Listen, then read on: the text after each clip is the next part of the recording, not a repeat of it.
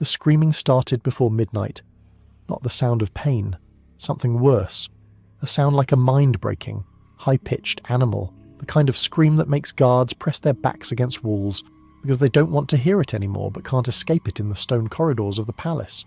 It echoed through the women's quarters of Golestan Palace in 1847, and every princess, every concubine, every servant within those walls knew exactly what it meant.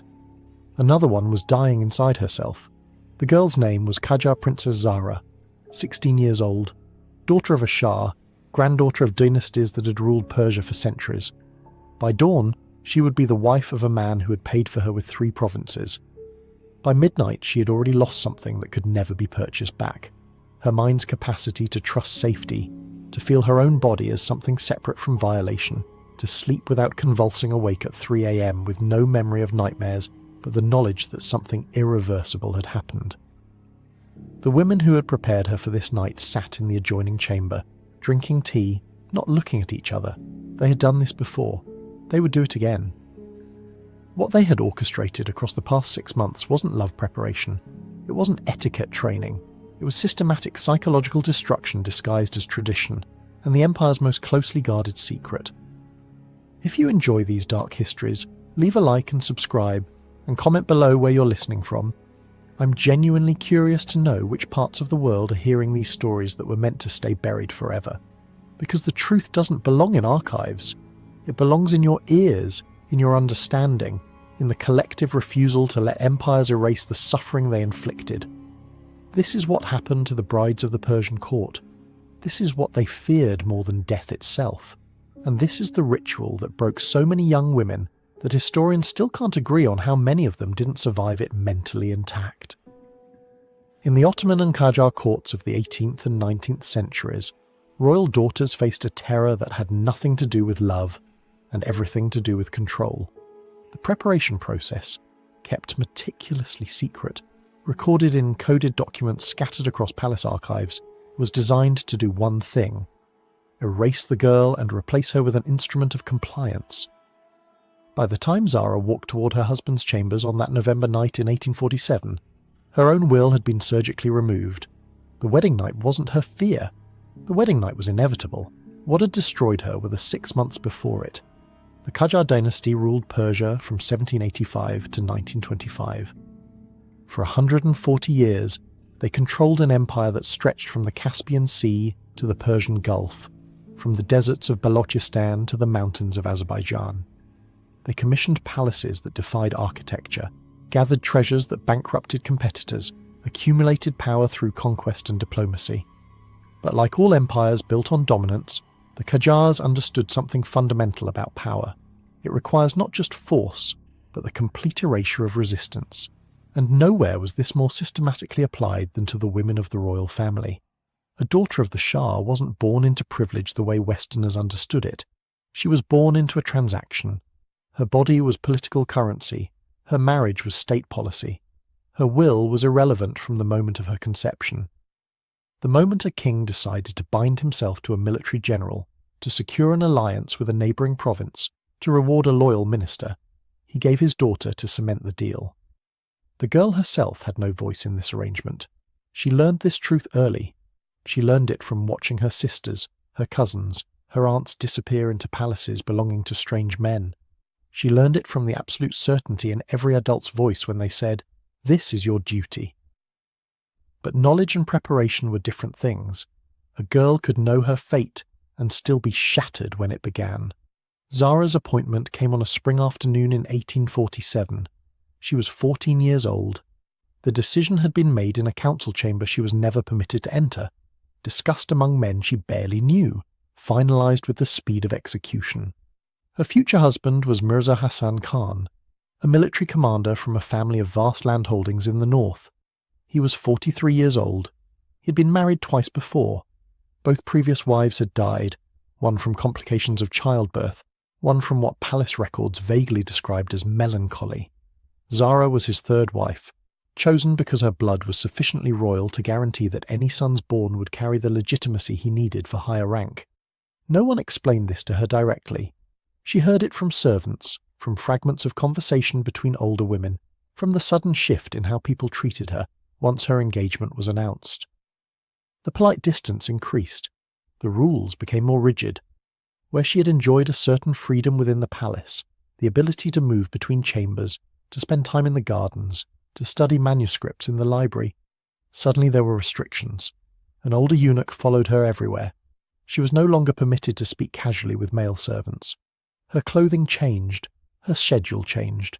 Her entire existence seemed to narrow into a single point: preparation for the wedding night. This is where the real destruction began. The women tasked with her preparation were ancient by her measure. Though some were barely 40, they had titles: the overseer of brides, the mistress of ritual, the guardian of propriety. But their function was more precise than their titles suggested. They were architects of erasure. They knew, with the precision of engineers, exactly which psychological pressures would break a young woman's capacity for autonomous thought, and they applied these pressures systematically, methodically, with the calm efficiency of someone performing a task they had perfected through repetition. The first change was her voice. Over 6 months, Zara's vocabulary was deliberately reduced. She was permitted to speak only in response to direct questions. In those responses, she was restricted to formal phrases of agreement, apology, gratitude, and request. Yes, as you wish. Forgive my inadequacy. Thank you for your kindness. With permission, may I? Anything beyond this was met with swift punishment. Not physical violence, though that came later. First, it was isolation. Speaking out of turn meant spending the rest of the day alone in her chamber. It meant being excluded from meals. It meant the other young women in the preparation. There were always others, always girls at various stages of the breaking process, would be instructed to treat her with visible disdain. The logic here was devastatingly simple and devastatingly effective. Language is the primary tool humans use to maintain a sense of continuity and identity. When you can speak your thoughts, you reinforce your sense of self. You maintain internal coherence. You remember who you are. By restricting Zara's language to 43 permitted phrases, the system wasn't just controlling her communication, it was dismantling her capacity to think complex thoughts. She couldn't articulate her fear, so the fear calcified inside her. She couldn't express her confusion, so confusion became her baseline state. She couldn't defend herself verbally, so verbal vulnerability became ingrained as normal. The other young women being trained alongside her, there were 7 of them at various points during Zara's 6 months of preparation, became a crucial part of the system. Paradoxically, their presence made everything worse.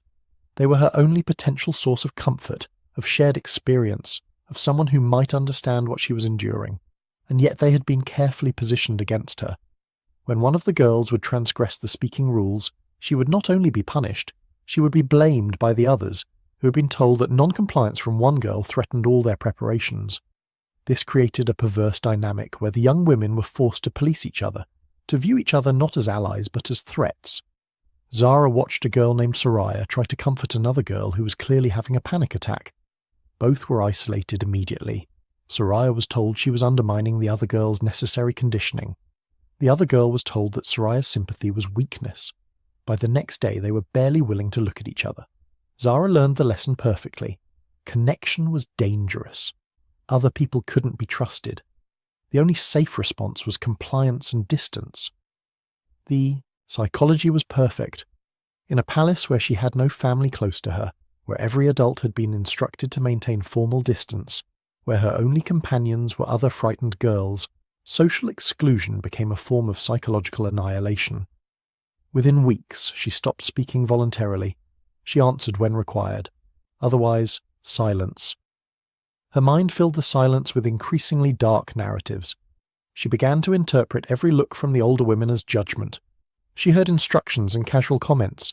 She became hypervigilant, scanning every interaction for evidence that she was failing some unseen test. Then, they came for her body. The movement training was unlike anything she had ever encountered.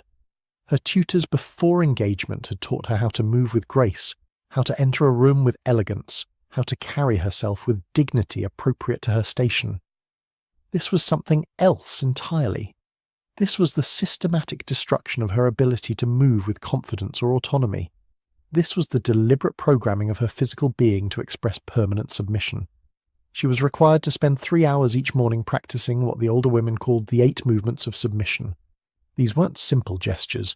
Each one was choreographed with obsessive precision, each designed to express a specific kind of subordination. The greeting bow, where your eyes must drop before your torso bends. The serving bow, where you lower yourself from a position of power to a position of reception. The retreat bow, where you move backward without ever turning your back, a physical impossibility that required constant correction, constant failure, constant humiliation. The angle of her neck had to be exact, tilted down at precisely 30 degrees when in the presence of authority. Not 35 degrees, which would be too submissive and suggest weakness. Not 25 degrees, which would be insufficiently deferential. Exactly 30 degrees. Her hands could never rise above her heart. Her steps had to be small, careful, uncertain, no more than the length of her own foot in each stride. She was taught to move in ways that made her physically smaller, less threatening, less likely to take up space. The goal was to train her body to express subordination at the neurological level, so that by the time she entered her husband's presence, her body would automatically assume a posture of submission, before her conscious mind could even register what was happening. Hour after hour she repeated these movements. Her muscles ached. Her mind went numb. The repetitive motions created a kind of trance state that was perhaps intentional, perhaps just the natural consequence of drilling the same movements until they became automatic. The older women stood watching with the patience of people doing work they understood completely, occasionally correcting her positioning with sharp words or physical adjustment of her limbs. "Your spine. Too straight," Zainab would snarl and push Zara's back downward, forcing her into a more curved posture.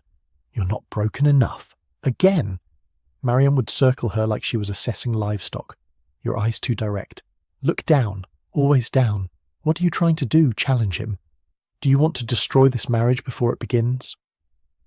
Other corrections were paired with explicit humiliation.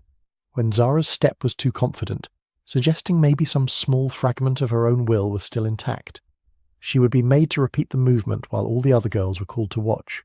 "Look at this," Zainab would announce. "This is what happens when a bride forgets her place. This is the movement of someone too proud to understand submission. We'll need to repeat this training until she learns humility." The psychological weight of being constantly observed, constantly corrected, constantly told she was failing some invisible test. It accumulated daily.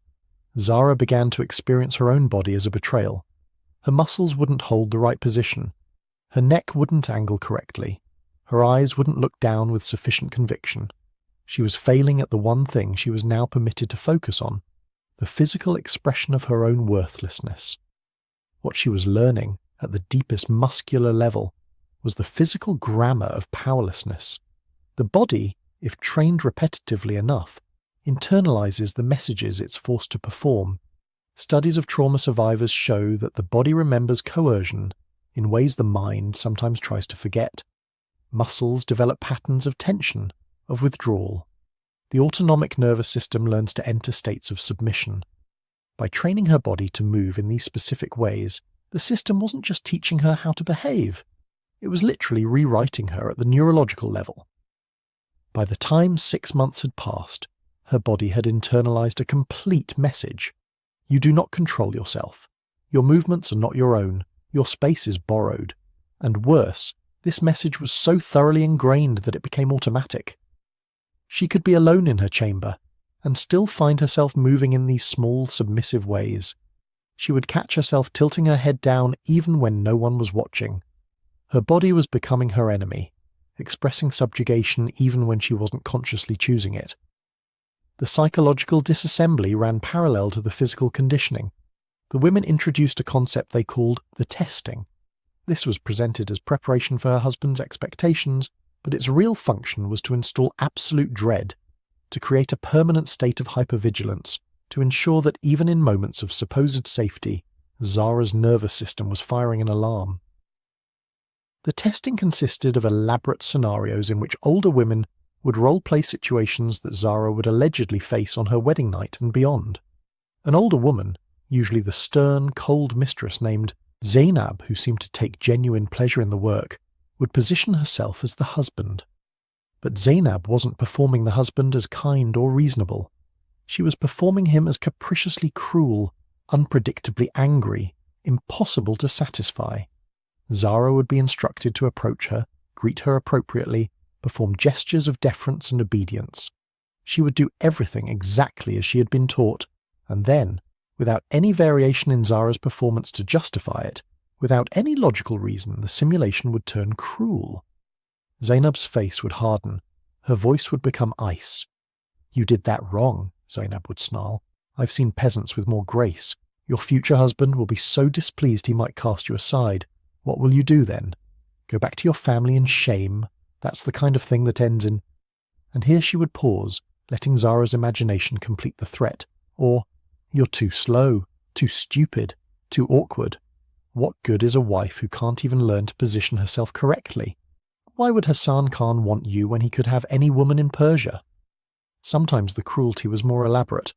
Zainab would deliberately perform the action Zara was supposed to be greeting incorrectly, and then blame Zara for not responding to the error in exactly the right way. "You should have known I was doing that wrong. A good wife would have intuited my needs and corrected for my mistakes. You just stood there like an idiot while I humiliated myself." The worst variation, the one that truly shattered something in Zara, was the silent treatment. Zainab would suddenly act as though Zara no longer existed. She would turn away, would speak only to other women about Zara's inadequacy, treating her as though her presence had become physically offensive. "I can barely look at her anymore," Zainab would say as if Zara wasn't in the room. "The way she moved just now, so clumsy. Hassan Khan will be so disappointed. Poor man, his bride will be such a burden." And the other women would nod in agreement, their silence indicating that they too had lost interest in Zara as a human being. These moments of total social erasure, of being in the presence of other people and having them collectively decide you no longer exist, they cause something close to psychological death. Humans are social beings. Social connection is as fundamental as food or water. Social erasure is a form of torture that leaves no marks. Each testing scenario was designed to trigger a specific psychological response, and the system ensured that every possible response from Zara was wrong. If she tried harder, she was trying too hard and revealing her desperation. If she remained calm, she was being cold and not sufficiently invested in her marital success. If she apologized for failures, she was self-pitying. If she accepted criticism without complaint, she was accepting it too readily and wasn't genuinely trying. There was no combination of actions that would result in approval. The system itself was designed to be impossible to succeed at. This created a psychological trap that is well understood in trauma literature: learned helplessness. When a person is placed in a situation where no response leads to positive outcome, where everything they try fails, where punishment is random and disconnected from their actions, eventually their brain learns that effort is useless. They stop trying. They stop fighting. They internalize the belief that they cannot control their environment or their outcomes. This is called learned helplessness, and it's one of the most reliable ways to break a person's will. The testing happened randomly, at unpredictable moments, which intensified the psychological impact. Zara could be pulled aside during a meal, could be interrupted during her brief study time, could be confronted while walking through corridors. The uncertainty itself became a weapon. Her nervous system was trained not to relax. She couldn't know when she was safe because the system ensured that nowhere was safe. The punishment was random enough that it didn't matter whether she performed correctly or incorrectly. The outcome was always unpredictable, always potentially devastating. She learned to exist in a state of low-level terror, a state of permanent vigilance where her heart rate was always slightly elevated, where her muscles were always slightly tense, where part of her mind was always scanning for the next threat. By month 3 of preparation, her body had adapted to this state, and she stopped sleeping normally. She would lie awake for hours, her mind racing with scenarios, with fears, with what-ifs. When she did sleep, it was fitful, broken by nightmares she couldn't remember upon waking, but whose emotional residue, pure terror, pure shame, lingered throughout the next day. She would wake at 3 a.m. in a state of panic, her heart racing so fast she thought it would explode, her breath coming in gasps, her entire body drenched in sweat.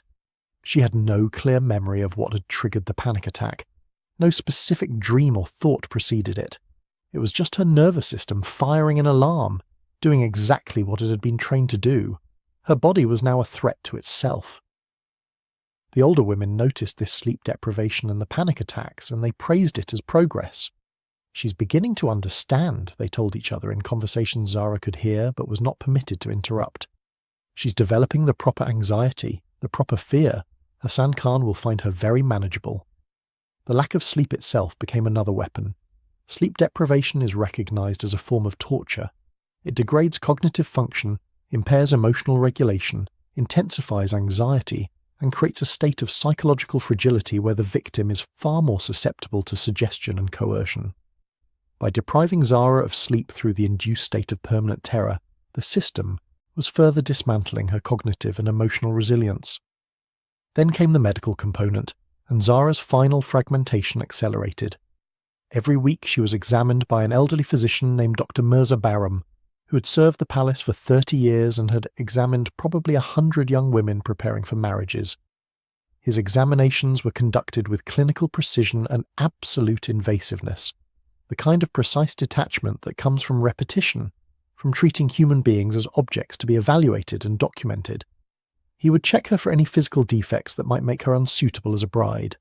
He tested her flexibility, sometimes pushing her limbs beyond their normal range, creating small pains that she was instructed to bear without complaint.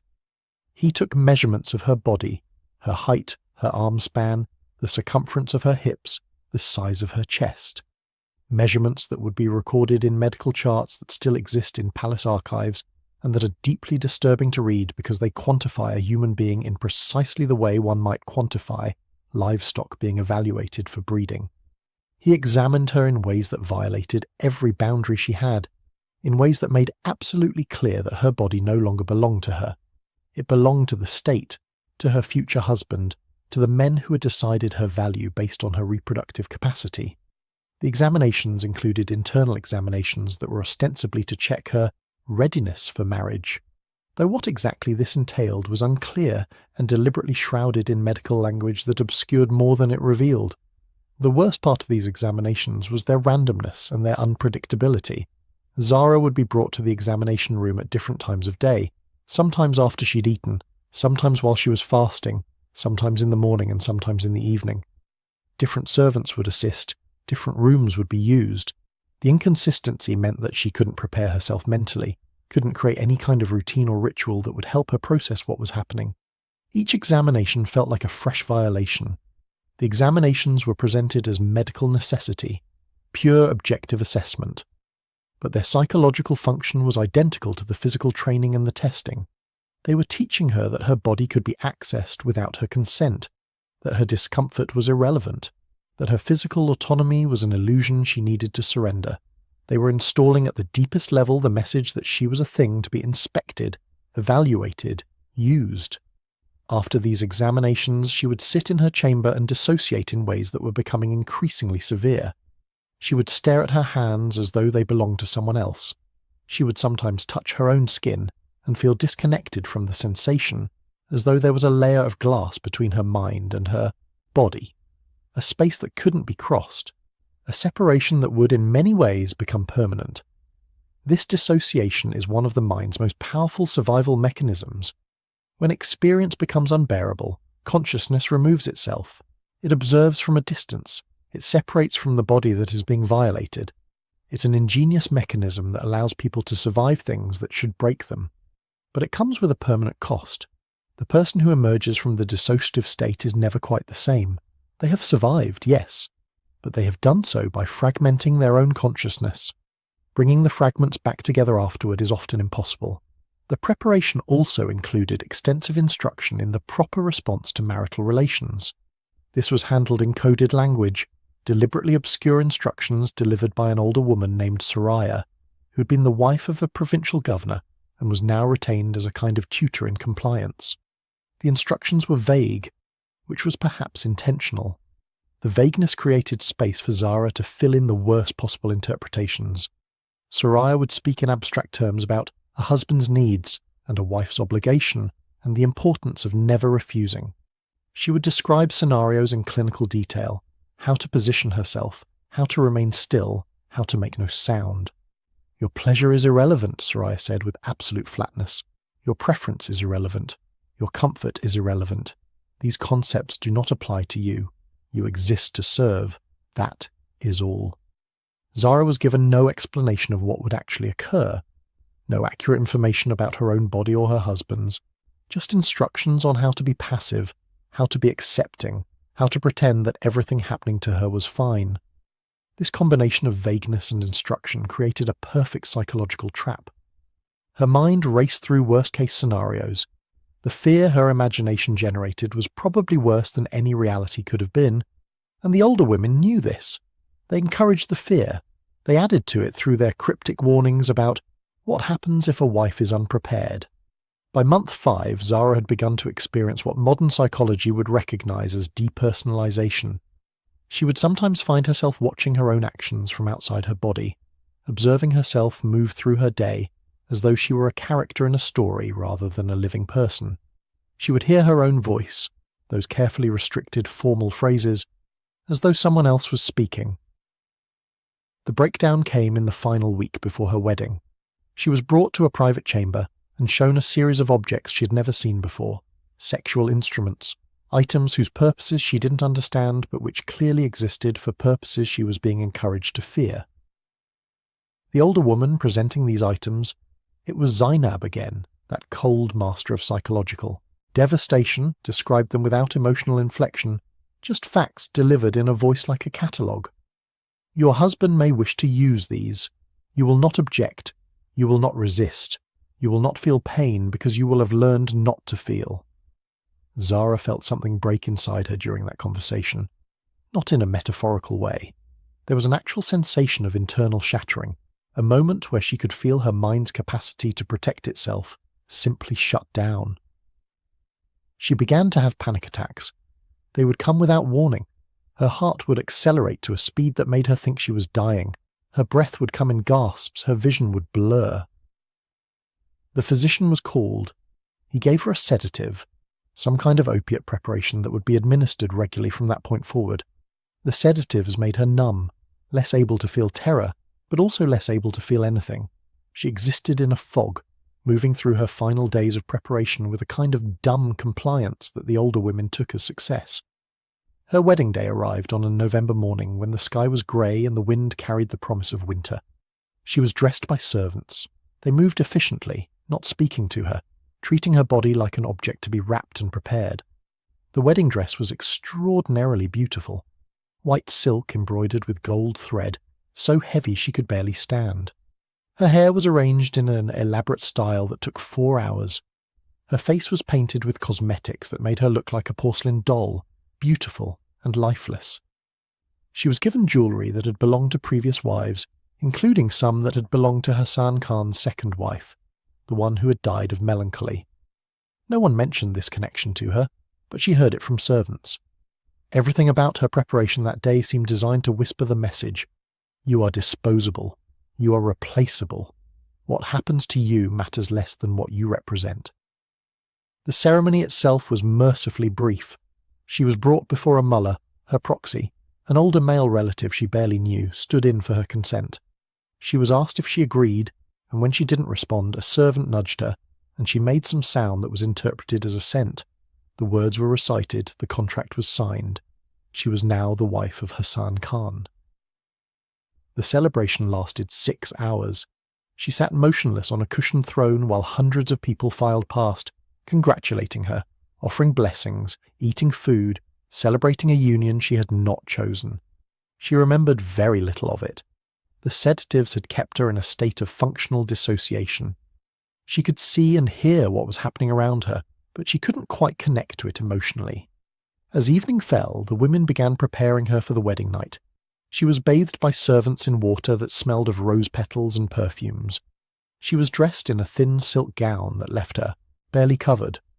Her hair was arranged loose down her back, a signal of maiden status. She was given another sedative, something stronger than before. Then she was led to the bridal chamber by the overseer of brides, an ancient woman named Mariam, whose face looked like a dried apple, and whose eyes never held any emotion whatsoever. The chamber was prepared with enormous care. The walls were draped in red silk. There were candles everywhere, casting a warm glow that was somehow obscene in its beauty. On the bed was the finest linen, white and pristine. Everything about the room was designed to look welcoming, almost seductive, a careful contradiction to the terror that Zara carried in her chest. Mariam positioned her on the bed. "Stay here," she said. "He will come. You will do as you have been taught. You will not resist. You will not speak unless directly addressed. You will not cry."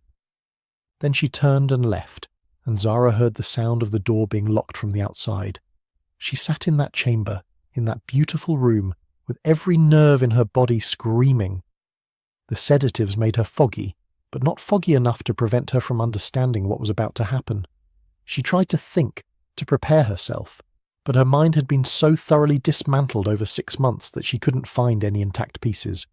She couldn't find any part of herself that knew how to survive this. When Hassan Khan entered the chamber an hour later, he was partially drunk. He didn't greet her. He didn't speak to her. He simply began to remove his clothing. She watched this happening as though from behind glass. The sedatives had separated her consciousness from her body so effectively that she could observe herself being touched without quite feeling it. She lay where she'd been positioned. She made no sound. She did not resist. She had been trained too well for that. What lasted perhaps 20 minutes felt like hours. When it was finished, he dressed and left without speaking to her. She remained on the bed, still dissociated, still foggy, her body not quite her own. The older women came into the chamber while it was still dark. They checked the sheets for evidence of blood, the physical proof of her virginity. Finding what they needed to find, they departed, satisfied that the transaction had been completed successfully. And then something inside Zara broke that had already been broken, shattered in a way that left her unable to fully repair. The screaming that echoed through the palace that night, that sound that terrified the servants and made the guards look away, that was the sound of her mind finally giving way. Not to the wedding night itself. That had been survivable through dissociation. The screaming was the moment her dissociation itself failed, the moment she suddenly re-inhabited her body fully and felt everything. 6 months of accumulated terror, violation, erasure, the physical and psychological destruction of everything. She had been, all at once. By morning the physicians were called. They administered heavy doses of sedatives. Within days she entered a kind of permanent fog. She complied with everything asked of her. She bore her husband a son within the year. She bore 3 more children over the following 8 years. She performed her duties as a wife with exemplary obedience. She was, by every official measure, a perfect success. But the girl who had once loved to read poetry, who had a mind sharp enough to understand complex philosophical texts, who had asked questions that astounded her tutors, that girl was gone. In her place was a woman who moved through life like a ghost, who answered only when spoken to, who seemed only partially present even when looking directly at someone. She lived for 37 more years. She died at 53, the official cause recorded as a wasting illness, though the palace physicians noted in private correspondence that she had simply seemed to give up, as though her body, having absorbed so much trauma, finally decided existence was too exhausting to continue. What happened to Zara wasn't unique. Across the century and a half of Qajar rule, this same ritual repeated itself. Dozens of royal daughters underwent some variation of this process. The preparation protocols varied slightly depending on the age of the bride and the status of her future husband, but the core principle remained identical. Break the girl's will, erase her autonomy, install submission at the neurological level, then deliver her to her husband as a perfectly compliant instrument. We know the names of many of these women, and their stories follow predictable patterns. There was Princess Ashraf, married at age 15 in 1823, whose personal diary, discovered in palace archives in 2003, documents in increasingly incoherent handwriting her progressive psychological collapse during preparation. By month 4, her entries become disconnected, jumping between disconnected phrases, "not myself," "always watched," "can't remember why I moved this way," "when did my body stop being mine?" By month 6, the entries stop entirely. Princess Fatima, married in 1856, reportedly attempted to hide in the palace gardens to avoid her husband's chambers on her wedding night. She was found after several hours in a state of complete catatonia. The physician's records describe her as unresponsive to stimuli, pupils fixed, vital signs barely detectable. She recovered partially over the following weeks, but was never the same, never fully returned to conscious engagement with the world. Princess Nosrat, married in 1841, is documented in correspondence between her older sister and a trusted aunt as having lost all capacity for independent thought after her preparation. The letter describes Nosrat as moving through the palace like a doll manipulated by invisible strings, speaking only when spoken to, seeming unaware of her surroundings. These weren't rare cases. They were the norm. The preparation was designed to produce exactly this outcome. The Empire wasn't trying to accidentally break these women. It was systematically breaking them intentionally, and the consistency with which this worked suggests the system operators understood exactly what they were doing at a neurological and psychological level. Historical records from this period are sparse in some ways, but disturbingly detailed in others. The Qajars, unlike the Ottomans, left fewer official documents about their palace practices, but what survives in scattered letters, in the coded journals of physicians, in the fragmentary testimonies recorded by female family members, in letters from sisters to sisters describing what they witnessed, in the later accounts of elderly women dictating their experiences to researchers, what survives tells a profoundly consistent story. The brides feared the preparation more than the wedding night itself. The psychological destruction was intentional. The Empire understood that a young woman's fear could be weaponized, that the anticipation of violation was often more damaging than the violation itself. The palace physicians who recorded their observations seemed to understand on some level what was happening, even if they used clinical language to obscure it. One doctor's journal from 1834 describes a bride 4 weeks into preparation in terms that, translated from the formal Persian medical language, amount to: patient exhibits signs of systematic psychological breakdown, dissociation, persistent anxiety, sleep deprivation, diminished autonomic self-regulation, appropriate for her intended purpose. That phrase, appropriate for her intended purpose, reveals something crucial. The physicians weren't trying to heal these women. They were monitoring the effectiveness of their psychological destruction. They were measuring success in terms of how thoroughly the woman had been broken. Some of the princesses attempted to resist. There are scattered accounts of girls who refused to cooperate with their preparation, who spoke when they weren't permitted to, who tried to maintain some fragment of their autonomy in the face of a system designed to erase it entirely. Their resistance is perhaps the most heartbreaking part of this history, because it documents not the success of the system, but the profound psychological strength required to fight it, and how that strength was ultimately broken through systematic means. One princess, whose name appears only as such in surviving documents, reportedly refused to perform the 8 movements of submission, claiming that such physical degradation was incompatible with royal dignity. She was not beaten. Instead, she was isolated completely. All her meals were brought to her in her sealed chamber. All other people were instructed to ignore her completely. Servants would not look at her, speak to her, or acknowledge her existence in any way. She existed in a state of complete social death while still physically alive. After 3 weeks of this treatment, she began to perform the movements perfectly. When asked why she suddenly cooperated, she reportedly said, "Because I no longer exist. I cannot refuse what a ghost cannot do."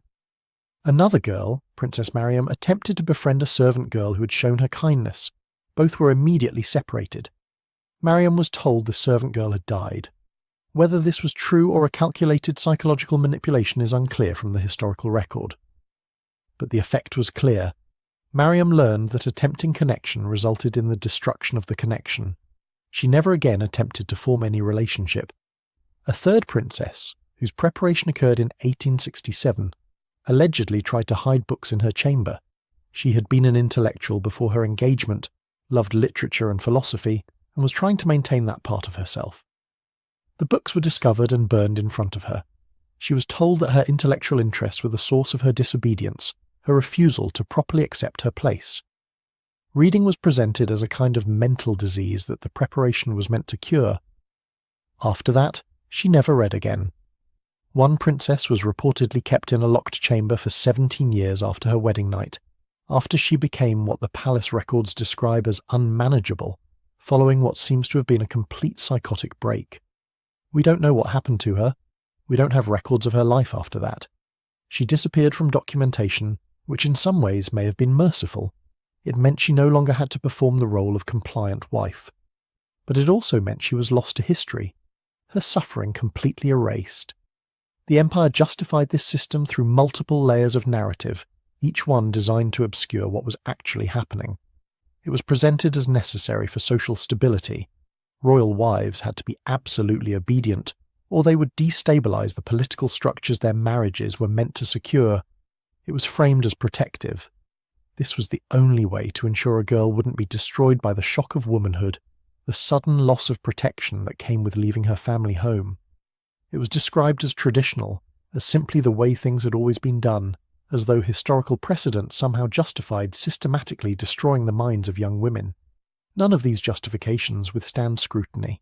They were and are rationalizations offered by people who had committed or were about to commit tremendous harm. They were ways of looking away, ways of pretending that deliberate psychological torture was something else, something more acceptable, something that could be named with euphemistic language and therefore rendered invisible. The women who administered this system, the overseers of brides, the mistresses of ritual, the guardians of propriety, they were not monsters in any conventional sense. Most of them had been through the preparation themselves decades before. They had survived it by internalizing its logic, by telling themselves that what had happened to them was normal, necessary, even protective. By becoming the administrators of trauma rather than its victims, they found a way to maintain the illusion that they had power and agency. The truth, which they couldn't have articulated but on some level understood, was that they were reproducing the systems that had victimized them, passing the breaking down to the next generation, and that in doing so they were perpetuating their own original trauma. Understanding the Qajar bride preparation isn't an exercise in feeling superior to the past, in congratulating ourselves on how far we've come. It's an exercise in recognizing patterns that are still active, still dangerous, still destroying people today.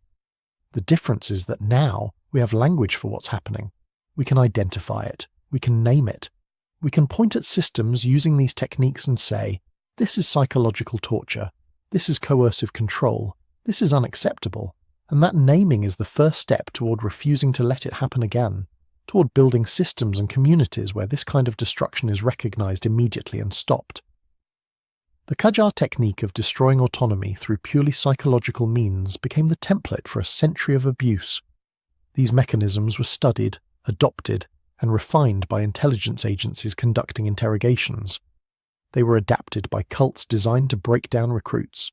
They were refined in psychology laboratories studying coercive control. They are currently being used in intimate relationships, in abusive families, in authoritarian regimes. The knowledge that the Qajars accumulated, the understanding of how completely you could destroy someone's will without leaving marks, that knowledge escaped the palace. It spread. It multiplied. It became a blueprint for control. That is why this history matters. That is why we need to know what happened to Zara and all the other princesses, not as an artifact of a distant past, but as recognition of techniques that never really stopped being used, as a warning about what systems are capable of when they decide that breaking a human being is acceptable policy. Zara died in 1884, 53 years old, her death barely noted by the palace or by subsequent historians. A brief entry in palace records.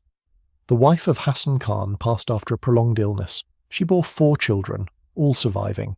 Her tomb was constructed in accordance with custom. That was all. The brilliant young woman who had loved to study and read poetry, who had asked profound questions about astronomy and history, who had filled journals with observations and sketches and ideas, that woman was replaced by a ghost who moved through the world with dissociated compliance for nearly 4 decades. Her children were successful by imperial measure. Her eldest son became a government official of some prominence. Her daughters married other officials and continued the cycle. Her husband eventually took 2 more wives and fathered children with them as well. By the metrics the empire used to measure success, the marriage had been a triumph. It had served its political purpose perfectly. It had produced heirs. It had bound Hassan Khan more firmly to the throne. It had done everything it was supposed to do. But in the decades after her death, women who had known her, her sisters, her cousins, elderly servants who had worked in the palace, occasionally remarked on the tragedy of it to those they trusted. Not the tragedy of having been married off for political reasons. They lived in a world where this was assumed as normal, as inevitable, as the price of being born female and royal. The tragedy they articulated was something else entirely. Something fundamental in Zara had died, they said, long before her body stopped functioning. They remembered the girl she had been before the preparation. They spoke in hushed and careful language about how completely different she became, how present she was before and how absent afterward. How it was as though someone had performed a kind of internal surgery on her consciousness, removing the parts that made her a person and leaving only the parts that made her useful. They understood, without the vocabulary to articulate it in modern psychological terms, that something systematic had been done to her, something deliberately designed, something that had nothing to do with love, tradition, or even practical marriage preparation, something that had everything to do with power, the power to take a human being and reshape her completely, to erase who she was and construct someone new in her place, to do this so thoroughly that even she wouldn't quite be able to remember the original version of herself. It took historians in the late 20th century to give that intuitive understanding structure and evidence. It took the painstaking work of piecing together scattered documents, the careful interviews with survivors and descendants of survivors, the cross-referencing with contemporary psychological understanding of trauma to confirm what some had always sensed on some level. The Qajar preparation of brides wasn't an unfortunate consequence of patriarchy. It wasn't a sad side effect of traditional marriage practices. It was patriarchal power operating at maximum efficiency, reaching into the minds of young women and systematically dismantling their capacity for autonomous thought, and doing so with such precision that the destruction was nearly invisible. The empire understood psychology before it had a name. The palace operators understood what we now call learned helplessness, dissociation, coercive control, psychological trauma. They understood it not through formal education or theoretical study, but through practical application. Generations of trial and error, observation of what worked and what didn't, refinement of techniques that produced the desired psychological state. This knowledge, accumulated through the systematic destruction of dozens of young women, was never written down in any place where it could be formally studied or taught. It was transmitted woman to woman, from the older women who administered the preparation to the younger women who would eventually become administrators themselves. It was oral tradition in the worst sense, a knowledge transfer that perpetuated suffering. It took historians in the late 20th century to give that understanding structure and evidence. It took the piecing together of scattered documents, the interviews with survivors, the cross-referencing with psychological understanding of trauma to confirm what some had always sensed. The Qajar preparation of brides wasn't an unfortunate consequence of patriarchy. It was patriarchal power operating at maximum efficiency, reaching into the minds of young women and systematically dismantling their capacity for autonomous thought. And what makes this history matter now isn't just that it happened. It's that the mechanisms they used, the isolation, the surveillance, the control of speech, the random punishment, the installation of hypervigilance, the repeated violations of physical autonomy, the deliberate creation of trauma, these aren't historical curiosities. These are the mechanisms of coercive control that still operate in the world today. They're used by abusers in intimate relationships. They're used by cults. They're used by certain states against their own populations. The Qajars didn't invent these mechanisms, but they did refine them. They did systematize them. They proved that it was possible to completely break a person's will through purely psychological means. What makes this history matter now isn't just that it happened. It's that the mechanisms they used, the isolation, the surveillance, the control of speech, the random punishment, the installation of hypervigilance, the repeated violations of physical autonomy, the deliberate creation of trauma, these aren't historical curiosities. These are the mechanisms of coercive control that still operate in the world today. They're used by abusers in intimate relationships. They're used by cults to break down new members. They're used by certain states against their own populations. They're used in psychological warfare. The Qajars didn't invent these mechanisms. They didn't create coercive control or psychological trauma as tools of power. But they did refine them. They did systematize them with remarkable precision. They proved empirically that it was possible to completely break a person's will through purely psychological means, without the inefficiency of physical violence, without leaving marks, without creating the kind of evidence that becomes embarrassing for an empire to explain. That knowledge, that understanding of how completely you could destroy someone's autonomy without leaving bruises, that's the dangerous inheritance of this history. It's knowledge that travels, it spreads, it gets used. The techniques developed in palace chambers in 19th century Persia were used by intelligence agencies in 20th century interrogations. They were adapted and refined by people who had studied trauma and understood psychology. They became the blueprint for what we now call psychological torture, and what the torture resistance community identifies in high-control groups and abusive relationships. Understanding the Qajar bride preparation isn't an exercise in appreciating how far we've come. It's an exercise in recognizing patterns that are still active, still dangerous, still destroying people. The difference is that now we have language for what's happening. We can identify it, we can name it, and that naming is the first step toward refusing to let it happen again. The most disturbing aspect of this history is how thoroughly it worked. Most of the brides who underwent preparation did become exactly what the system intended them to become: compliant, obedient, unable to assert their own needs or preferences, psychologically trapped in patterns of submission, so deeply ingrained they couldn't even recognize them as chains. They raised children in those patterns. They passed down the trauma, often to their own daughters. The system perpetuated itself through multiple generations because its victims became, in many cases, its administrators. A girl who had been broken could, if she survived, become one of the women who would break the next generation of girls. Trauma as inheritance, abuse as tradition. What happened to these women wasn't love. It wasn't preparation in any honest sense. It wasn't tradition in any meaningful sense. It was carefully designed psychological torture administered by the state, with the full knowledge of what it was doing, to ensure absolute compliance, and it remained hidden for more than 100 years, not because evidence didn't exist, but because the women who survived it often couldn't speak about it, because the empire had structured the trauma in such a way that the victims themselves had been psychologically trained to defend the system that had destroyed them. If this history has disturbed you, and it absolutely should, then please subscribe to this channel, because the archives of history are absolutely full of these stories. Stories that empires tried to bury beneath layers of bureaucratic language and official silence. Stories that women survived and passed down despite the systems deliberately designed to erase them. Stories that matter. And in the comments, tell me, which other hidden royal histories do you want exposed? Which women whose suffering has been deliberately buried by official narratives do you want to hear about? Which stories have empires tried to keep locked, away? Because these stories don't belong gathering dust in archives behind locked doors. They belong in the collective consciousness. They belong in spaces like this where we can acknowledge them, honor them, refuse to let them disappear into the silence that empires prefer. Where are you listening from? I want to know that this truth is reaching across oceans and borders, that people everywhere are learning what their empires tried to hide. That's what makes this story matter.